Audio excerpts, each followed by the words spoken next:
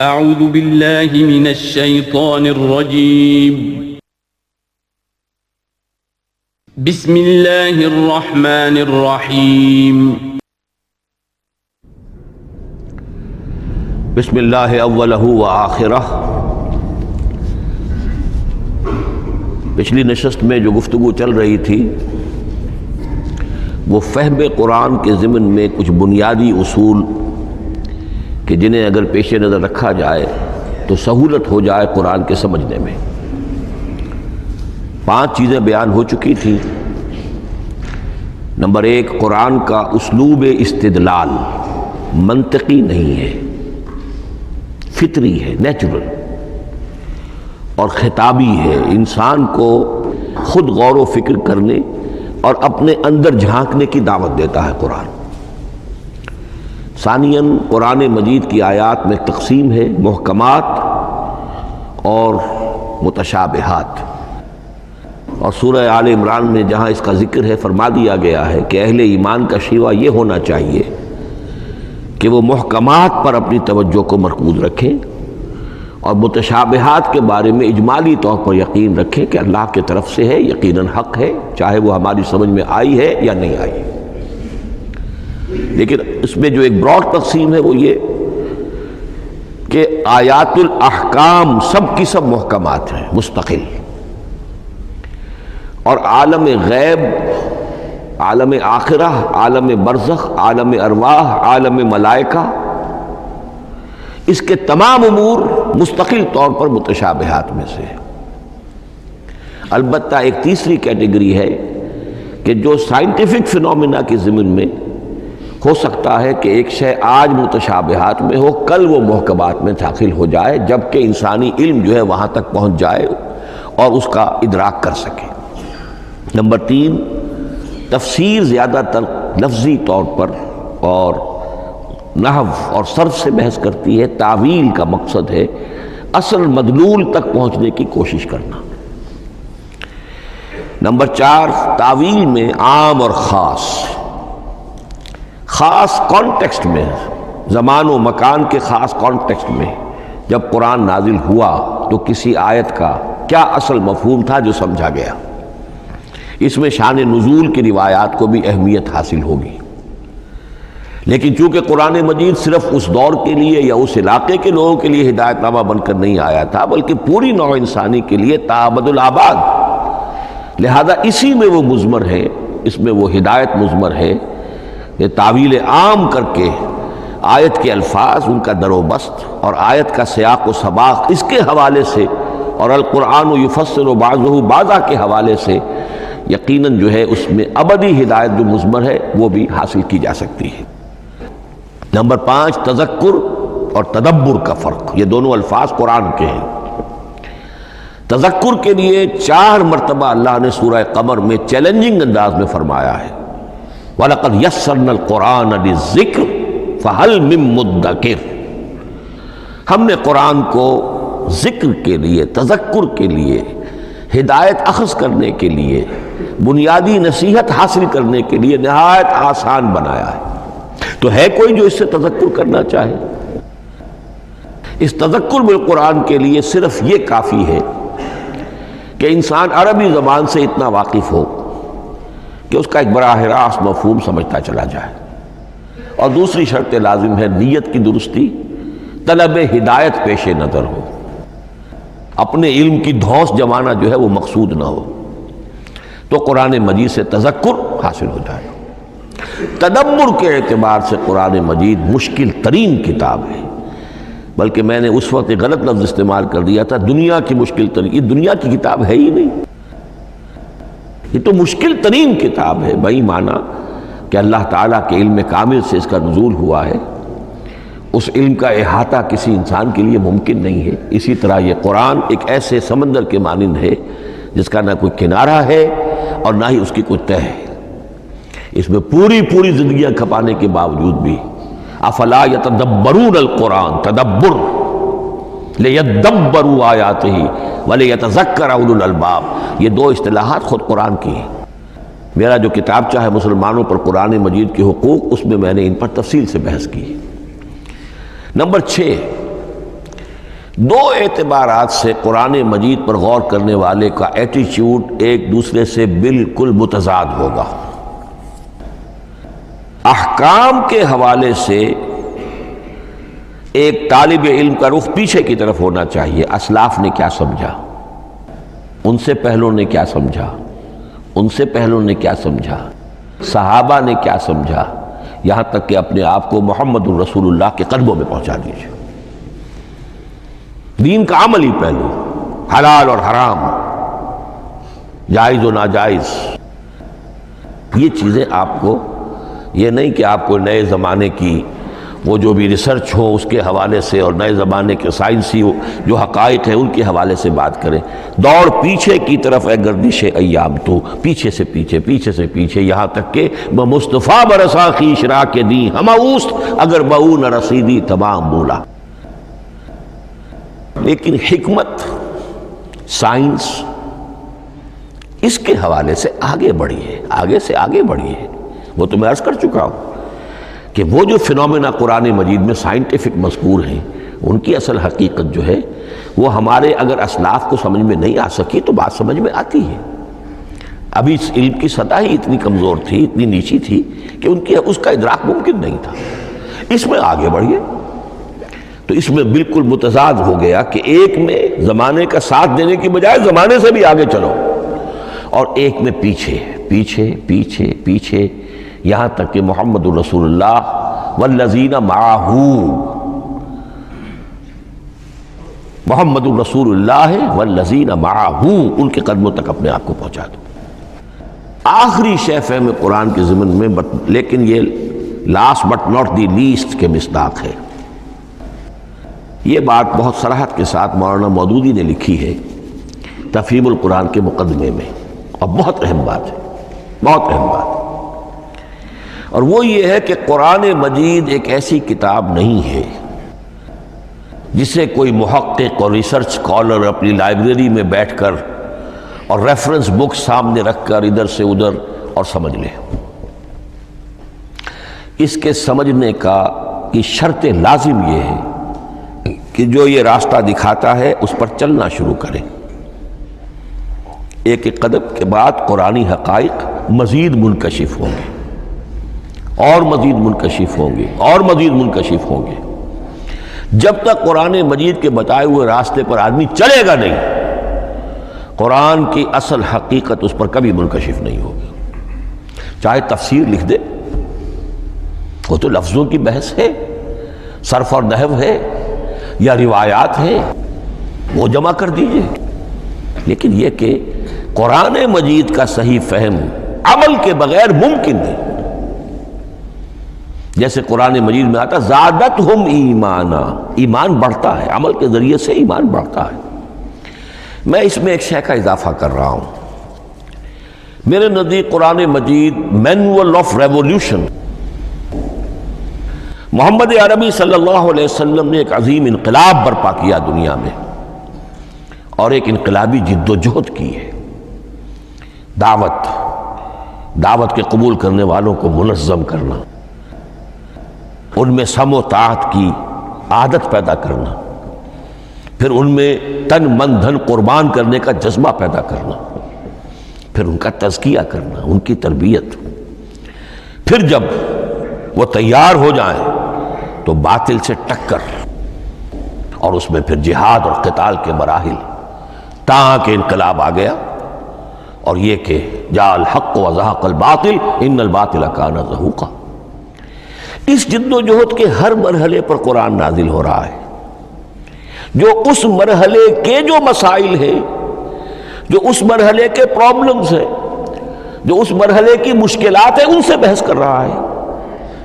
اب اگر کوئی فرد یا کوئی گروہ اس پروسیس میں وہ داخل ہی نہیں، وہ سمجھ ہی نہیں سکتا کہ یہ جو بات کہی جا رہی ہے اس کا اصل محل کیا ہے، مقام کیا ہے، کیوں کہی جا رہی ہے، وہ تو جب اسی قسم کی انقلابی جد و جہد میں کوئی خود مبتلا ہوگا تو اسے معلوم ہوگا کہ یہ تھی وہ مشکل، یا یہ تھا وہ مسئلہ، یا یہ تھا وہ مرحلہ جو اس وقت کی جو جد و جہد تھی محمد رسول اللہ والذین معہ کی، کہ اس وقت یہ آیات نازل ہوئی۔ اس طریقے سے مینول آف ریولوشن میں کہا کرتا ہوں، چونکہ ہماری جو طب کی تعلیم ہوتی ہے ان میں مینول آف ڈسیکشن سب سے پہلے جو ہے اناٹمی پڑھائی جاتی ہے، اور ڈیڈ باڈی کی ڈسیکشن ہوتی ہے، تو مینول آف ڈسیکشن جو ہے وہ پہلی کتاب ہوتی ہے جو ہمیں ملتی ہے۔ یہ ہوتا ہے، بتایا جاتا ہے یہاں ذرا شکاف دو اور یہ کھال کو کاٹو، اس کے اندر تمہیں یہ نظر آئے گا، یہ فیشیا ہے، پھر اسے اس کے اندر ایک اور شگاف دو، یہ نظر آئے گا۔ بالکل اسی طریقے سے قرآن مجید کی انگلی پکڑ کر اگر آپ چلیں گے تو پھر درجہ بدرجہ قرآن آپ پر منکشف ہوتا چلا جائے گا۔ اور اگر آپ نے اسے صرف ایک اکیڈمک ایکسرسائز بنا لیا، ایک علمی بات ہے، اس سے آگے کچھ نہیں، تو قرآن مجید کا جو اصل لب لباب ہے، جو اصل اس کا جوہر ہے، وہ کبھی منکشف نہیں ہوگا۔ اب آئیے ایک اہم موضوع، اعجاز قرآن کے وجوہ کیا ہیں۔ پہلی بات تو یہ سمجھ لیجئے کہ قرآن مجید کی حقانیت پر بنیادی طور پر دو قسم کی دلیلیں ہیں۔ ایک دلیل خارجی ہے، خارجی دلیل محمد الرسول اللہ صلی اللہ علیہ وسلم کی شخصیت اور آپ کا کارنامہ، الصادق الامین،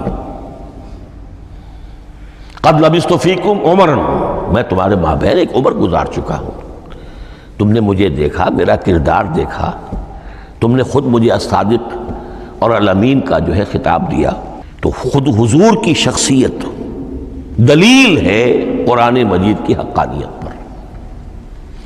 اس اعتبار سے ایک مضمون بہت اہم ہے، اور وہ یہ کہ قرآن اور محمد صلی اللہ علیہ وسلم اس طرح ایک دوسرے کے ساتھ جڑے ہوئے ہیں، گتھے ہوئے ہیں، ایک وحدت بن گئے ہیں، ایک آرگینک ہول بن گئے ہیں، کہ ایک دوسرے کے لیے شاہد بھی ہے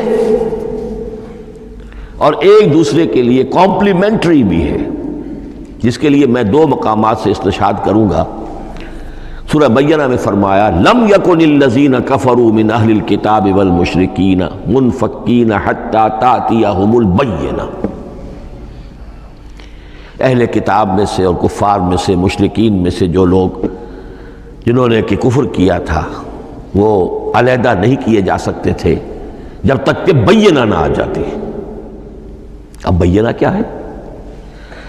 رسول من اللہ یتلو صحفا مطہرۃ فیہا کتب قیمہ، بینہ دو چیزوں سے مل کر بنی، رسول من اللہ یتلو صحفا مطہرۃ فیہا کتب قیمہ، رسول اور قرآن مل کر بینہ ہے، رسول کی شخصیت بین ہے، اور یہ قرآن مجید کے لیے دلیل ہے۔ دوسری طرف قرآن مجید محمد کی رسالت کا ثبوت ہے، جیسے کہ آپ دیکھتے ہیں یاسین والقرآن الحکیم انک لمن المرسلین، والقرآن الحکیم، قسم ہے اس قرآن حکیم کی، یعنی یہ قرآن حکیم گواہ ہے، شاہد عادل ہے کہ اے محمد آپ اللہ کے رسول ہیں۔ محمد کی شخصیت، حقانیت قرآن پر دلیل، قرآن محمد کی رسالت پر دلیل، ایک دوسرے کے شاہد۔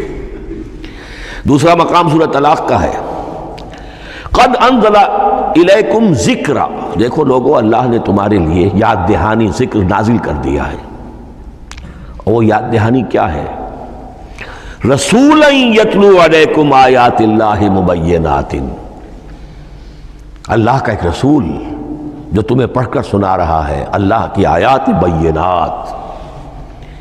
یہ دونوں چیزیں مل کر بینہ بنا، دونوں چیزیں مل کر ذکرا بنا۔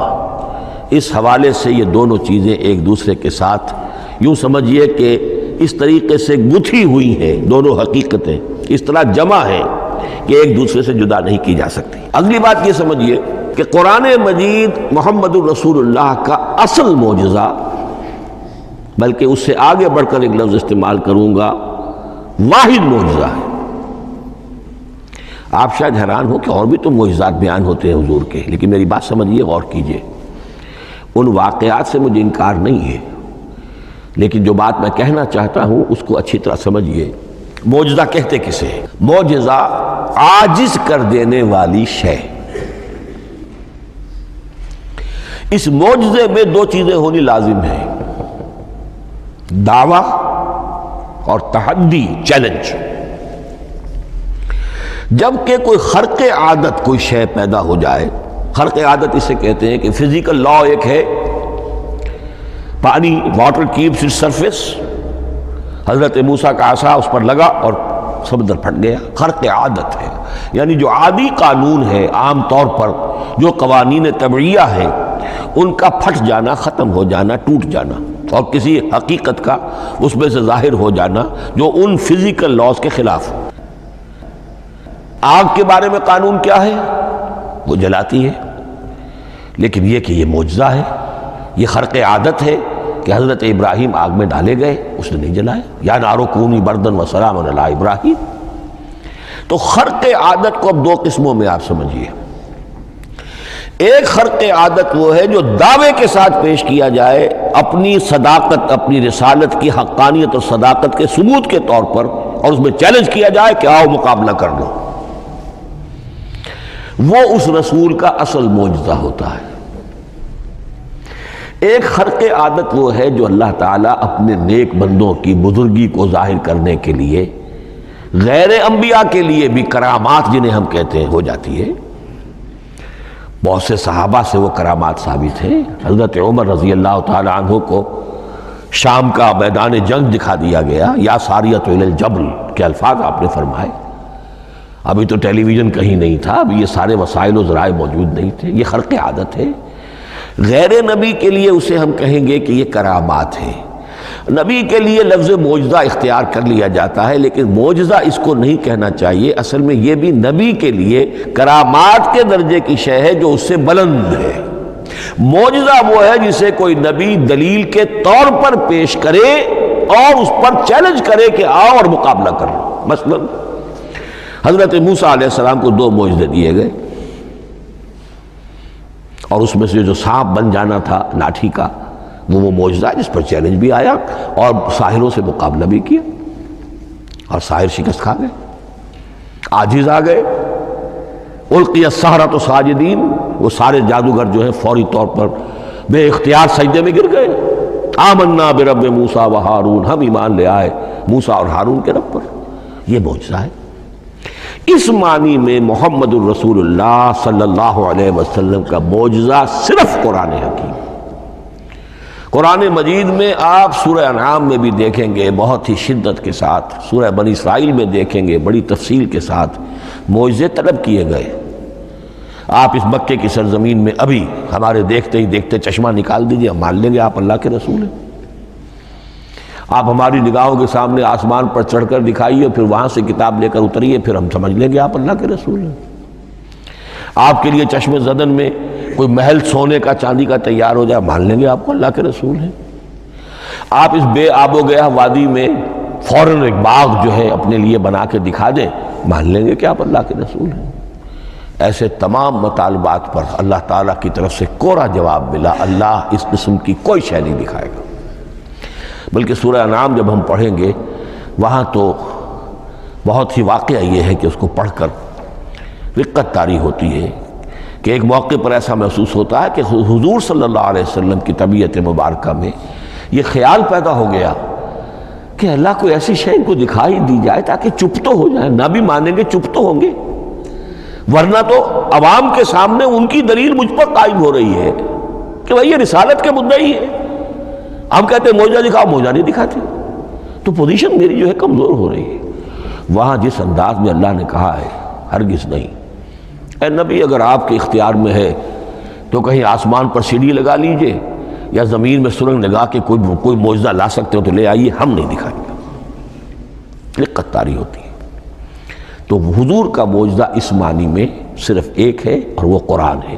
اچھا، اس کے لیے کیسے کیسے چیلنج کیے گئے؟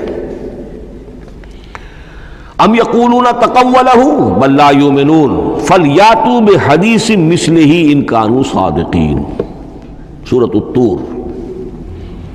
کیا ان لوگوں کا کہنا یہ ہے کہ یہ کلام خود محمد نے موضوع کر لیا ہے صلی اللہ علیہ وسلم؟ تو اگر ایسی بات ہے تو وہ بھی ایسا ہی کلام پیش کر دیں۔ تحدی، اس چیلنج کو کوئی قبول نہیں کر سکا۔ کم سے کم اس شرافت کا اقرار کرنا پڑتا ہے کہ اس وقت عرب قوم میں یہ شرافت تھی کہ کسی نے اٹیمپٹ بھی نہیں کی، ورنہ کوئی شخص الٹی سیدھی عبارت لکھ کر لے آتا اور کھڑا ہو کر کہہ دیتا کہ ٹھیک میں کہتا ہوں یہ ہے، یہ قرآن کی طرح کا کلام ہے۔ نہیں، کسی نے نہیں کیا۔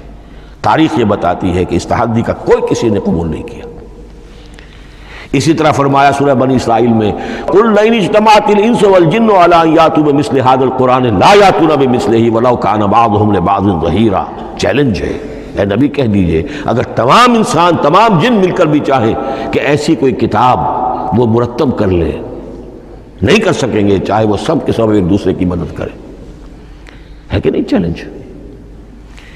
اسی طریقے سے سورہ ہود میں فرمایا، اب اس کو کہتے ہیں برسبیل تنزل، پوری کتاب نہیں لا سکتے قرآن جیسی، چلو تو 10 صورتیں لے آؤ۔ قُلْ فَاتُوا بِعَشْرِ سُوَرٍ مِثْلَهُ مُفْتَرَيَاتٍ، اے کہیے اے نبی، سورہ ہود کی آیت نمبر 13 ہے، اس جیسی کوئی 10 صورتیں لے آؤ۔ 114 نہ صحیح، 10 صحیح۔ یہ بھی نہیں ہوا تو برسبیل تنزل اور سورہ یونس میں فرمایا، قُلْ فَاتُوا بِسُورَةٍ مِّن مِثْلِهِ، ایک صورت ہی لے آؤ۔ اور اسی کو سورہ بقرہ کے 30 رکوع میں دہرایا گیا، وَإِن كُنتُمْ فِي رَيْبٍ مِّمَّا نَزَّلْنَا عَلَىٰ عَبْدِنَا فَأْتُوا بِسُورَةٍ مِّن مِّثْلِهِ وَادْعُوا شُهَدَاءَكُم مِّن دُونِ اللَّهِ إِن كُنتُمْ صَادِقِينَ۔ لیکن نوٹ کر لیجئے کہ کسی نے یہ جرأت نہیں کی، نہ قرآن کے اس دعوے کو چیلنج کیا، نہ کسی نے مقابلے کی کوشش کی، نہ کوئی اپنی کوئی تصنیف و تالیف یا اپنا کوئی کمپوزیشن لا کر اور یہ دعویٰ کر کے کھڑا ہوا کہ جمع کر لیجئے، منصف بلا لیجئے، کوئی کمیشن بٹھا لیجئے، میرا یہ کلام بھی بالکل ہم وزن ہے اس کلام کے، نہیں۔ اب ہمیں دیکھنا یہ ہے کہ وجوہ اعجاز قرآن مجید کے کیا کیا ہیں۔ معجزہ تو یہ ہے، حضور کا اصل معجزہ یہ ہے، لیکن معجزہ کس کس پہلو سے ہے؟ یہ ایک ایسا موضوع ہے کہ جس پر پوری تصانیف لکھی گئی ہیں۔ وجوہ الاعجاز، وجوہ اعجاز القرآن، قرآن کے معجزہ ہونے کے کون کون سے پہلو ہیں۔ اس کا واقعہ یہ ہے کہ احسان ناممکن ہے، اور جیسے جیسے زمانہ آگے بڑھے گا اس کے اور پہلو واضح ہوتے جائیں گے۔ سنوریہم آیاتنا فی الآفاق وفی انفسہم حتی یتبین لہم انہ الحق۔ لیکن یہ کہ کس کس پہلو سے یہ معجزہ ہے، چند موٹی موٹی باتیں ضرور سمجھ لیجئے۔ لغت، ادب، فصاحت، بلاغت، عذوبت، مٹھاس، اس کے اعتبار سے قرآن معجزہ ہے۔ لیکن اس اعتبار سے قرآن معجزہ ہے یا تو تھا اپنے زمانے کے عربوں کے لیے، غیر عرب کے لیے تو نہیں تھا۔ غیر عرب جو ہے قرآن مجید کی جو بھی فصاحت و بلاغت ہے، اس کا جو لٹریری بیوٹی ہے، اس کو تو وہ اپریشیٹ نہیں کر سکتا تھا۔ یہ حصہ جو ہے یا تو عربوں کے لیے تھا اس وقت دائمی، یا آج بھی عرب کچھ نہ کچھ، بہرحال عربی ان کی زبان ہے، وہ پڑھتے ہیں، جیسا کہ میں نے عرض کیا تھا، چاہے عیسائی ہوں اور چاہے یہودی ہوں، وہ بھی اپنے ہاں لٹریچر کی، عربی لٹریچر کی ہائیسٹ کتاب کی حیثیت سے قرآن مجید کو پڑھانے پر مجبور ہے۔ ایک پہلو اس کا یہ ہے، اور اسی کے حوالے سے نوٹ کیجئے حضرت لبید رضی اللہ تعالی عنہ، یہ سبع معلقہ کے شعراء میں سے تھے، آخری عربوں میں چونکہ اس کا بڑا چرچا تھا شاعری کا، تو ان کا جو سالانہ جشن ایک ہوتا تھا، اس میں وہ بہت بڑے بڑے شعراء سب جمع ہوتے تھے، اپنے اپنے قصیدے پڑھتے تھے، اور جس کا قصیدہ سمجھا جاتا تھا کہ سب سے اعلیٰ ہے، سب سے بلند ہے، سب سے عمدہ ہے، اب اسے اس سال کے لیے وہ گویا کہ ملک الشعراء اس کو مانا جاتا تھا کہ یہ شاعروں کا بادشاہ ہے، اور تمام شاعر اسے سجدہ کرتے تھے بالفعل، اور اس کے قصیدے کو کعبے کی دیوار کے ساتھ ٹانگ دیا جاتا تھا، معلق کر دیا جاتا تھا۔ ایسے 7 قصیدے ہیں جن کے مجموعے کا نام ہے 7 معلقہ۔ اس 7 معلقہ جو ہے 7 جو سلسلے ہیں، ان میں آخری حضرت لبید کا ہے، وہ ایمان لے آئے۔ ایمان لانے کے بعد انہوں نے شعر کہنا چھوڑ دیا۔ اس پر حضرت عمر نے ایک دفعہ ان سے کہا کہ لبید اب آپ شعر نہیں کہتے۔ ان کا جواب تھا ابعد القرآن، کیا قرآن کے بعد بھی کسی کے لیے کوئی موقع ہے کہ وہ کچھ کہنے کی کوشش کرے؟ فصاحت اور بلاغت کی تو معراج قرآن مجید ہے، وہ آ چکی ہے۔ تو جہاں تک اہل عرب کے لیے اس کا معجزہ ہونا خاص طور پر اس دور میں اور اب بھی کسی درجے میں، اس میں تو اہمیت ہے اس کی ادبیت، اس کی فصاحت، اس کی بلاغت، اس کی عذوبت۔ دائمی اور ابدی یہ کس اعتبار سے معجزہ ہے؟ عہد حاضر میں اور غیر عرب لوگوں کے لیے۔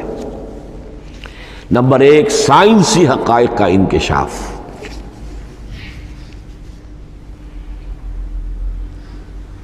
جس طریقے سے کہ یہ سائنسی حقائق منکشف ہوتے چلے جا رہے ہیں ابدی طور پر، میں ڈاکٹر مورس بکائی کا حوالہ دے چکا ہوں اور پروفیسر ڈاکٹر کیتھل مور کا حوالہ دے چکا ہوں، ان کو ذہن میں رکھیے۔ سنریہم آیاتنا فی الآفاق وفی انفسہم حتی یتبین لہم انہ الحق۔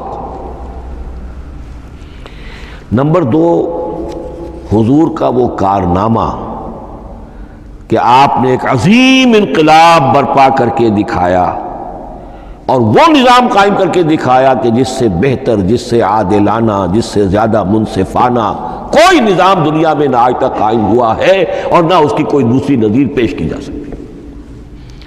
یہ ہے سب سے بڑا معجزہ، اور معجزہ ہوا قرآن سے۔ اتر کر حرا سے سوئے قوم آیا اور ایک نسخہ کیمیا ساتھ لایا۔ یہ سارا معجزہ، جیسا کہ میں نے شروع میں عرض کیا ہے، محمد اور قرآن دونوں مل کر بینہ بھی ہے تو رسول من اللہ یتلو صحفا مطہرۃ فیہا کتب قیمہ، اور قد انزل الیکم ذکرا رسولا یتلو علیکم آیات اللہ المبینات۔ یہ معجزہ جو ہے جس کے حوالے سے دنیا میں بڑی بڑی شخصیات نے شہادت دی۔ ایم این رائے اس صدی کا ایک بہت بڑا انقلابی شخص،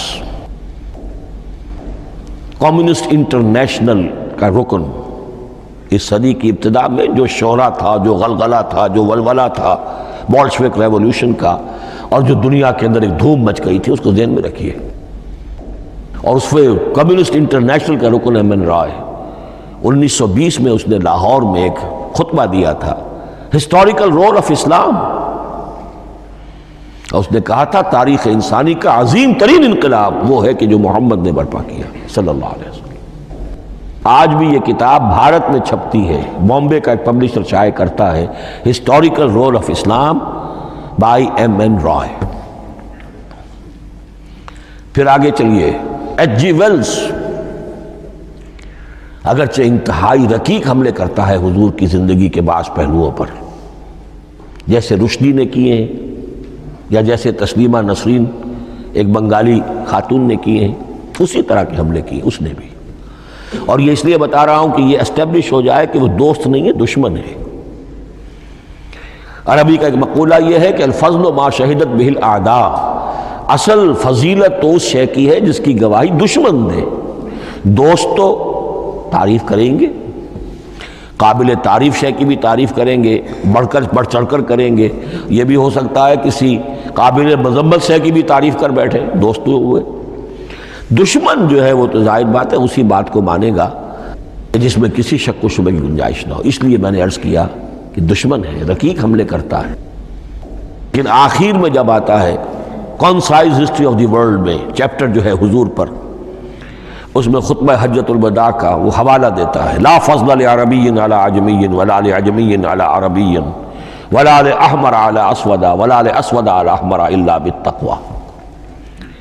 اور پھر لکھتا ہے کہ اگرچہ انسانی حریت و اخوت و مساوات کے واعظ تو پہلے بھی بہت کہے گئے تھے، یہاں تک کہ مسیح ناصری حضرت عیسیٰ علیہ السلام کے ہاں بھی ہمیں بڑے واعظ ملتے ہیں، لیکن یہ ماننا پڑتا ہے کہ تاریخ انسانی میں پہلی مرتبہ ان اصولوں پر ایک انسانی معاشرہ قائم کر کے دکھایا محمد نے صلی اللہ علیہ وسلم۔ Although the sermons of human freedom, fraternity and equality were said before also, and we find a lot of them in Jesus of Nazareth, but it must be admitted that it was Muhammad sallallahu alaihi wasallam who established for the first time in history a society based on these principles. اسی طرح کی گواہی آج سے تقریباً 20 سال پہلے امریکہ کے ڈاکٹر مائیکل ہارٹ نے دی۔ A selection and gradation of the 100 most influential personalities of human history. اور نمبر 1 پر محمد کا ذکر کر رہا ہے صلی اللہ علیہ وسلم، اور کہتا ہے naturally I owe an explanation, میں عیسائی ہوں اور ابھی تک عیسائی ہے وہ، اس کی موت کی بھی ابھی کوئی خبر نہیں آئی ہے، عیسائی ہے، لیکن یہ کہ اس نے حضور کو نمبر 1 پر رکھا، حضرت عیسیٰ کو نمبر 3 پہ لے گیا، تو naturally I owe an explanation. اور پھر ایکسپلینیشن دی ہے، this is because he is the only person supremely successful in both the religious and secular fields. یہ دونوں میدان جو ہے مذہب اور روحانیت، اور دوسری طرف سیاست اور حکومت اور ریاست، ان دونوں میدانوں میں بیک وقت انتہائی کامیاب انسان صرف ایک ہے، اور وہ محمد ہے صلی اللہ علیہ وسلم۔ یا تو آدمی اس میں اونچا ہوتا ہے، روحانیت میں ہے، دین میں ہے، اخلاق میں ہے، تو سیاست اور ریاست میں زیرو ہوگا، یا کوئی بہت بڑا بادشاہ ہے، بڑا حکمران ہے، بڑا فاتح ہے، سکندر اعظم ہے، تو وہ اخلاقیات میں اور روحانیات میں زیرو نہیں، مائنس ہوگا۔ یہ معاملہ کہ دونوں میں this is because he is the only person supremely successful in both the religious and the secular fields۔ لیکن یہ بات نوٹ کر لیجئے کہ جو تازہ ایڈیشن ہے اس کتاب کا، اس میں سے یہ پیسج نکال دیا ہے نئے جو ایڈیٹرز ہیں انہوں نے، اس کے لیے آپ کو کسی پرانے ایڈیشن سے رجوع کرنا پڑے گا، concise history of the world, اور وہ لائبریریوں میں مل جائے گا۔ علامہ اقبال نے اس بات کو یوں بیان کیا ہے، ہر کجا بینی جہان رنگ و بو، کہ از خاکش بروید آرزو، یاد نور مصطفیٰ اورا بہاس، یا حنود اندر تلاش مصطفیٰ است۔ اس دنیا میں تمدن کے اعتبار سے، اخلاق کے اعتبار سے، معاشرت کے اعتبار سے کہیں کوئی خوبی اگر تمہیں نظر آتی ہے، کوئی رمق نور کی، خوبی کی، بھلائی کی، رنگ و بو، جان لو کہ یا تو وہ نور محمدی سے مستعار لی گئی ہے، اور یا ابھی تک انسان ابھی محمد کی تلاش میں ہے، ادھر جا رہا ہے، قافلہ ادھر جا رہا ہے، نوع انسانی کا چاروں ناچار ادھر جا رہا ہے۔ سوشل ایولیوشن کا پروسیس انسان کو افراط و تفرید کے دھکوں کے باوجود تدریجاً لے کر جا رہا ہے بحیثیت مجموعی پوری مین کائنڈ کو اسی بات کی طرف کہ جس کی طرف دعوت دی تھی محمد الرسول اللہ صلی اللہ علیہ وسلم۔ ہر کجا بینی جہان رنگ و بو، کہ از خاکش بروید آرزو، یا ز نور مصطفیٰ اورا بہاست، یا حنود اندر تلاش مصطفیٰ است۔ اسی اعتبار سے میں ایک بات اور کہہ رہا ہوں، اس پہلو سے واقعہ یہ ہے کہ میرے نزدیک اس دور میں اعجاز قرآن کی سب سے بڑی نمائندہ شخصیت، اعجاز قرآن کا سب سے بڑا مظہر علامہ اقبال کی ذات ہے۔ 20ویں صدی کا مفکر، فلسفی، مشرق و مغرب کے فلسفے پڑھ چکا، قدیم اور جدید فلسفہ سب کا مطالعہ کیا، اور اس کے بعد اس کو قرآن کی حقانیت پر جو یقین نظر آیا ہے، قرآن کی عظمت جس طرح اس پر منکشف ہوئی ہے، وہ واقعہ یہ ہے کہ مجھے کم سے کم اپنی محدود معلومات کی حد تک عظمت قرآن کا وہ انکشاف کسی دوسرے شخص پر نظر نہیں آتا۔ انہوں نے جس طریقے سے مرثیے کہے ہیں کہ مسلمان قوم نے کس طرح قرآن کو چھوڑا ہوا ہے، واعظ ہے تو قرآن سے نہیں کہیں اور سے، تربیت اور تزکیہ نفس ہے تو اس کا تعلق قرآن سے نہیں، وہ بھی کچھ اور مستعار چیزیں ادھر سے ادھر سے لے لی ہیں، فلسفے ہیں تو کہیں اور سے لے لیے ہیں، قرآن سے حکمت جو ہے وہ اخذ نہیں کی گئی ہے۔ کیسے کیسے انہوں نے عظمت قرآن کا جو انکشاف ان پر ہوا اس کی تعبیر کی ہے۔ کتاب زندہ قرآن حکیم، حکمت او لا یزال است و قدیم، حرف اورا ریب نئے، تبدیل نئے، آیا شرمندہ تعویل نئے، فاش گویا ماں سے در دل مضمر است، یہ کتابیں نیز چیزیں دیگر است، مثل حق پنہاؤ ہم پیداستو، زندہ و پائندہ و گویاستو، چوں بجاں در رفت جہاں دیگر شود، جہاں چو دیگر شد جہاں دیگر شود۔ میں اس میں خاص طور پر دو اشعار آپ کو اس وقت سنانا چاہتا ہوں۔ انہوں نے حضور سے مناجات کرتے ہوئے دو اشعار کہے ہیں، اس سے آپ کو اندازہ ہوگا کہ انہیں کتنا یقین تھا کہ میرے سارے فکر کا منبع قرآن حکیم ہے۔ کہتے ہیں در دلم آئینہ بے جوہر است، اے اللہ کے رسول صلی اللہ علیہ وسلم، اگر میرا دل اس آئینے کے مانند ہے جس میں چمک نہیں ہے، ور بحرفم غیر قرآن مضمر است، اور اگر میرے پیغام میں قرآن کے سوا کوئی شے شامل ہو گئی ہے، قرآن کے سوا کوئی چیز اس میں چھپی ہوئی ہے، مضمر ہے، پردہ ناموس فکرم چاک کن، تو میرے فکر کی ناموس کے دھجیاں بکھیر دیجئے، پردہ ناموس فکرم چاک کن، این خیاباں راز خارم پاک کن، اس شاہراہ کو اس کانٹے سے پاک کر دیجئے، کانٹا میرا، میں کانٹے کے مانند ہوں، پھر اٹھا کر پھینک دیجئے، روز محشر خار و رسوا کن مرا، بے نصیب از بوسہ پاک کن مرا، قیامت کے دن مجھے ذلیل و خوار کیجیے گا اور اپنے قدموں، اپنے پائے مبارک کا بوسہ لینے سے محروم کر دیجیے گا۔ یہ اتنی بڑی بد دعا جو اقبال اپنے آپ کو دے رہا ہے، تو کس قدر یقین اسے حاصل ہے کہ اس نے قرآن کی ترجمانی کی ہے۔ اب آئیے، بہت چھوٹے چھوٹے دو اور مضمون ہیں۔ قرآن حبل اللہ ہے، اس کے کیا معنی ہے؟ حبل رسی کو کہتے ہیں، اللہ کی رسی، حبل من مسد، سورہ لہب میں یہ لفظ آیا ہے۔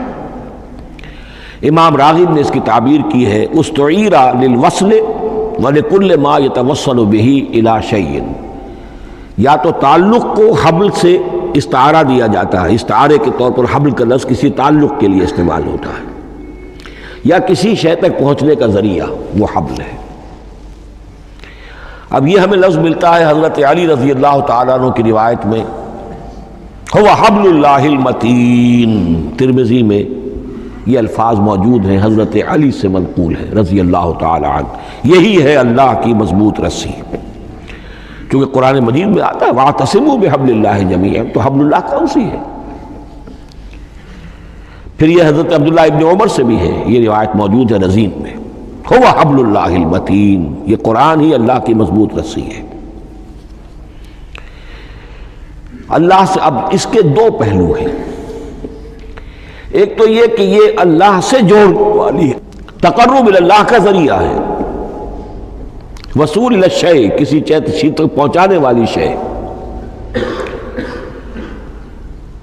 اس کا سہل ترین، اللہ کے تقرب کا سہل ترین ذریعہ، مؤثر ترین ذریعہ قرآن حکیم ہے۔ چنانچہ ترمذی میں حضرت عبداللہ ابن مسعود کا یہ قول موجود ہے، القرآن حبل اللہ الممدود من السماء الی الارض، قرآن تو اللہ کی وہ رسی ہے جو تنی ہوئی ہے آسمان سے زمین کی طرف۔ یہ ترمذی میں تو اصل میں اثر ہے، حضرت عبداللہ ابن مسعود کا قول ہے، لیکن یہ کہ زید ابن ارقم سے یہ الفاظ جو ہیں مرفوعاً کہ یہ حضور کے الفاظ ہیں، یہ بھی منقول ہے کہ حضور نے فرمایا کہ القرآن حبل اللہ الممدود من السماء الی الارض۔ اور ایک بڑی پیاری روایت ہے طبرانی کی معجم کبیر میں کہ ایک مرتبہ حضور اپنے حجرے سے برآمد ہوئے، مسجد نبوی کے ایک گوشے میں دیکھا کچھ صحابہ بیٹھے ہوئے قرآن سمجھ رہے ہیں، سمجھا رہے ہیں، پڑھ رہے ہیں، مذاکرہ ہے قرآن۔ آپ کے چہرے پر بڑے بشاشت کے آثار ظاہر ہوئے، خوشی کے آثار۔ آپ چل کر تشریف لائے، پہلے ایک سوال کیا، الستم تشہدون اللہ الہ الا اللہ وانی رسول اللہ وہذا القرآن جاء من عند اللہ، کیا آپ لوگ اس کے گواہ نہیں ہیں کہ اللہ کے سوا کوئی معبود نہیں اور میں اللہ کا رسول ہوں اور یہ قرآن خاص اللہ کے پاس سے آیا ہے؟ صحابہ کا جواب کیا ہو سکتا تھا؟ بلا یا رسول اللہ، کیوں نہیں اللہ کے رسول، ہم گواہ ہیں، اللہ کے سوا کوئی معبود نہیں، آپ اللہ کے رسول ہیں اور قرآن خاص اللہ کے پاس سے آیا ہے۔ اب آپ نے فرمایا فاستبشروا، خوشیاں مناؤ، فإن هذا القرآن طرفه بأيديكم وطرفه بيد اللہ، اس لیے کہ یہ قرآن وہ شے ہے کہ اس کا ایک سرا تمہارے ہاتھ میں ہے، ایک سرا اللہ کے ہاتھ میں۔ تو وصول الی اللہ کا مؤثر ترین طریقہ، تقرب الی اللہ کا مؤثر ترین طریقہ، سہل ترین طریقہ، شور شارٹ طریقہ وہ قرآن مجید ہے۔ اس اعتبار سے بھی کہ ہے یہ اللہ کی صفت، یہ ہم بحث کر چکے ہیں پہلے، اللہ کا کلام ہے، کلام صفت ہوتی ہے اور صفت لا عین ولا غیر، یہ قرآن اللہ کا غیر نہیں ہے، ہم سمجھ نہیں سکتے، لیکن یہ کہ ہر صفت جو ہے وہ تو در حقیقت نہ عین ہے نہ غیر ہے۔ دوسری طرف یہی قرآن جو ہے حبل اللہ اس معنی میں بنتا ہے کہ مسلمانوں کو باہم جوڑنے والی شے، وَاعْتَصِمُوا بِحَبْلِ اللَّهِ جَمِيعًا وَلَا تَفَرَّقُوا، حبل اللہ کو مضبوطی کے ساتھ تھام لو، سب کے سب جمع ہو کر، یہ تمہیں تفرقے سے بچانے والی شے ہے۔ اس کی وجہ کیا ہے؟ ظاہر بات ہے کہ انسان جو ہے ان کے اندر اتحاد پیدا ہوگا اتحاد فکری کے نتیجے میں، فکر ایک ہو، نظریات ایک ہوں، ویلیوز ایک ہوں، مقاصد ایک ہوں، تبھی تو انسان متحد ہوں گے۔ یہ بھیڑوں کا غلہ تو نہیں ہے کہ چرواہے کی ایک لاٹھی کافی ہے ان کو جمع رکھنے کے لیے، وہ بھیڑوں کا غلہ ہے۔ انسانوں کو جمع کرنے کے لیے کوئی ایسی شے جو تمہیں ایک فکر سے، ایک نظریے سے، ایک مقصد سے، ایک نصب العین سے متصف کر دے، وہ تمہیں جوڑ دے گی۔ اور قرآن وہ شے ہے جو ایک فکر دیتا ہے، ایک خیال دیتا ہے، ایک نظریہ دیتا ہے، ایک عقیدہ دیتا ہے، ایک مقصد دیتا ہے، ایک نصب العین دیتا ہے، اللہ کے لیے جینا، اللہ کے لیے مرنا، ان صلاتی و نسکی و محیای و مماتی للہ رب العالمین، ایک آئیڈیل دیتا ہے محمد رسول اللہ کی شکل میں، لقد کان لکم فی رسول اللہ اسوۃ حسنہ۔ اب قرآن وہ چیز ہے کہ جو تمہیں آپس میں جوڑتی چلی جائے گی، تمہارے درمیان اتحاد پیدا ہو جائے گی۔ آخری چیز، مسلمانوں پر قرآن مجید کے حقوق کیا ہیں؟ یہ صرف اشارہ کروں گا اس لیے کہ اس پر میرا کتابچہ موجود ہے، اور اس کتابچے کو اللہ تعالیٰ نے بہت قبول عام عطا فرمایا۔ اس کا انگریزی ترجمہ کیا ایک صاحب نے، از خود کیا، خود ہی ٹائپ کیا، خود ہی چھپوایا۔ عربی ترجمہ ایک صاحب نے کیا، خود کیا۔ فارسی ترجمہ ایک صاحب نے کیا، خود کیا، بغیر کسی معاوضے کے۔ ملیشیا میں وہ چھپ چکا ہے، لاکھوں کی تعداد میں عام ہو چکا ہے۔ پھر میں نے ایک موقع پر 1970 میں رمضان مبارک کے دوران آخری عشرے میں مولانا بن نوری رحمۃ اللہ علیہ تشریف لائے ہوئے تھے مدینہ منورہ، اور میں نے بھی وہ پورا رمضان مبارک اس سال وہیں کیا تھا۔ میں نے ان کو دیا تھا کہ آپ دیکھیے اس میں کوئی غلطی ہو تو مجھے بتا دیجئے، میں اسے بڑے پیمانے پر شائع کرنا چاہتا ہوں۔ انہوں نے حالت اعتکاف میں مسجد نبوی میں پڑھا ہے، صرف ایک جگہ ایک جملے میں انہوں نے اصلاح تجویز کی، وہ میں نے کر دی۔ اس اعتبار سے اب یہ کتابچہ جو ہے مصدقہ ہے مولانا محمد یوسف بن نوری رحمۃ اللہ علیہ کا۔ اس میں اللہ تعالیٰ نے جو بات مجھ سے کہلوا دی تھی تقریباً 30 سال پہلے کی بات ہے، ہر مسلمان پر قرآن مجید کے 5 حقوق حسب استعداد و توفیق عائد ہوتے ہیں۔ پہلے یہ کہ اس پر ایمان ہو جیسا کہ ایمان کا حق ہے، صرف زبانی ایمان نہیں، دل سے یقین کہ یہ اللہ کا کلام ہے، اور اس کا نتیجہ کیا ہوگا؟ پھر عظمت اس کی پیدا ہوگی، ایمان و تعظیم، یہ پہلا حق ہے۔ تلاوت و ترتیل، اس کو پڑھے جیسے کہ پڑھنے کا حق ہے، پھر سمجھے جیسے کہ سمجھنے کا حق ہے، تذکر و تدبر، پھر عمل کرے، انفرادی طور پر بھی اجتماعی طور پر بھی۔ انفرادی طور پر جو آپ کی زندگی کے معاملات ہیں وہ آپ قرآن کے مطابق طے کریں، قومی سطح پر حکومت اور ریاست اور قانون اور سیاست، اس کے سارے تقاضے قرآن کے مطابق پورے ہوں، اور آخری یہ کہ اس قرآن کو پہنچائیں اور عام کریں، جس کے لیے حضور نے اس حد تک اس میں عمومیت کر دی ہے کہ بلغوا انی ولو آیتن، پہنچاؤ میری جانب سے خواہ ایک ہی آیت پہنچاؤ، میرا کوئی امتی اس سعادت سے بالکل محروم نہ رہ جائے۔ اول تو خیرکم من تعلم القرآن وعلمہ، تم میں سے بہترین لوگ وہ ہیں جو اسی کے لیے اپنے آپ کو وقف کر دیں، قرآن پڑھیں اور پڑھائیں، سیکھیں اور سکھائیں، سمجھیں اور سمجھائیں۔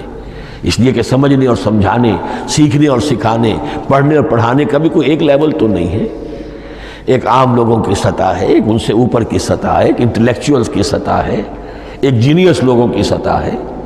ان تمام سطحوں پر قرآن کو سمجھانے کے لیے، پہنچانے کے لیے خود بھی تو اوپر اٹھنا پڑے گا، خود اسے سیکھنا پڑے گا، خود اس کی گہرائی میں غوطہ زنی کرنی پڑے گی، اور یہ ایک لائف لانگ پروسیس ہے، یہ کوئی پارٹ ٹائم جاب نہیں ہے، یہ کوئی صرف پیس ٹائم نہیں ہے، یہ کوئی ہابی نہیں ہے، ہمہ وقت ہمہ تن، خیرکم من تعلم القرآن وعلمہ۔ اب آخری بات بتا رہا ہوں، اور وہ یہ ہے کہ قرآن مجید وحی باللفظ ہے، صرف وحی بالمعنی نہیں ہے۔ یہ بحث اصل میں کیونکہ ہمارے پڑھے لکھے طبقے میں کچھ زیادہ ہو جاتی ہے، خاص طور پر جو مشنری اسکولوں وغیرہ میں پڑھے ہوں اور عیسائیت اور اس کے عقائد اور اس کے فلسفے کی کوئی تھوڑی بہت ان کو کوئی چھوت لگ گئی ہو۔ عیسائیوں کے ہاں یہ عقیدہ ہے، اجماعی عقیدہ ہے کہ وحی بالمعنی ہوتی ہے، یعنی وحی کا ایک مفہوم ہے جو نبی پر اتار دیا جاتا ہے، پھر نبی اپنے الفاظ میں اسے ادا کرتا ہے۔ لفظ اللہ کے نہیں ہوتے، لفظ نبی کے ہوتے ہیں، مفہوم اللہ کا ہوتا ہے۔ ان کے لیے مجبوری یہ ہو چکی ہے جس کی وجہ سے انہیں یہ عقیدہ اپنانا پڑا کہ کوئی ایک انجیل ہے ہی نہیں، 104 انجیلوں میں سے وہ انہوں نے 4 سلیکٹ کی تھی کینونیکل گاسپلز، باقی جو ہے وہ اب وہ ان کو مستند نہیں مانتے، اپوکریفل کہتے ہیں۔ اور میں نے ایک مرتبہ ایک پادری صاحب سے، مسٹر وائٹ ہوتے تھے منٹگومری میں نے ان سے پوچھا which one of them is Bible, یہ متی اور یہ لیوک اور مارکس اور جان، ان میں سے کون سی بائبل کون سی ہے؟ تو اس نے جواب دیا none of them is Bible. Bible is in them. ان میں سے کوئی ایک بھی مشخص طور پر، معین طور پر بائبل نہیں ہے، بائبل ان میں ہے بحیثیت مجموعی۔ لہذا ان کے لیے یہ عقیدہ جو ہے وہ لازم سا ہو گیا۔ ہمارے ہاں بھی بعض فلاسفہ نے اس قسم کی باتیں کی ہے کہ جن سے یہ دھوکہ لگتا ہے، لیکن میں خاص طور پہ چونکہ علامہ اقبال کا تذکرہ میں نے آج کیا ہے، اسی حوالے سے میں ان کا ایک واقعہ بیان کرنا چاہتا ہوں۔ ایف سی کالج لاہور کے پرنسپل تھے ڈاکٹر یوئنگ۔ ایک دعوت تھی، اس میں علامہ بھی تھے، وہ بھی تھے۔ تو ڈاکٹر یوئنگ نے کہا، وہ بڑا فلسفی تھا، کہ ڈاکٹر اقبال ہم نے سنا ہے کہ آپ بھی وحی باللفظ کے قائل ہیں، آپ جیسا پڑھا لکھا شخص، عالم، دانا۔ علامہ اقبال نے فرمایا جی ہاں، اور مجھے تو اس کا ذاتی تجربہ ہے۔ مجھ پر تو جو شعر نازل ہوتے ہیں وہ الفاظ میں ڈھلے ہوئے ہوتے ہیں، میں ان میں تبدیلی کرنا چاہوں تو نہیں کر سکتا۔ تو اگرچہ اس سوال کے اس جواب کو ہم کہیں گے کہ یہ الاجوبۃ المسکتہ، مسکت چپ کر دینے والا جواب تھا کہ جو علامہ اقبال نے دیا، لیکن ذہن میں رکھیے یہ کہ جو وحی باللفظ ہے وہ ختم ہو چکی محمد الرسول اللہ صلی اللہ علیہ وسلم پر۔ وحی رسالت وحی باللفظ ہے، وہ ختم ہو چکی۔ البتہ الہام، کشف، رؤیا، القاء یہ وحی بالمعنی ہے، یہ کوئی ایک شے ہے جو دل میں ڈال دی جاتی ہے۔ اس کے دروازے آج بھی کھلے ہوئے ہیں، اور یہ جان لیجئے قرآن مجید کی حقانیت کا جو اصل ثبوت ہے وہ یہ ہے کہ آپ اسے اپنے باطن کے اندر محسوس کریں۔ یہ جو باطنی تجربہ علامہ اقبال نے کہا ہے کہ انسان اپنے باطن میں محسوس کرے کہ ہاں یہ بات ہے، ٹھیک ہے۔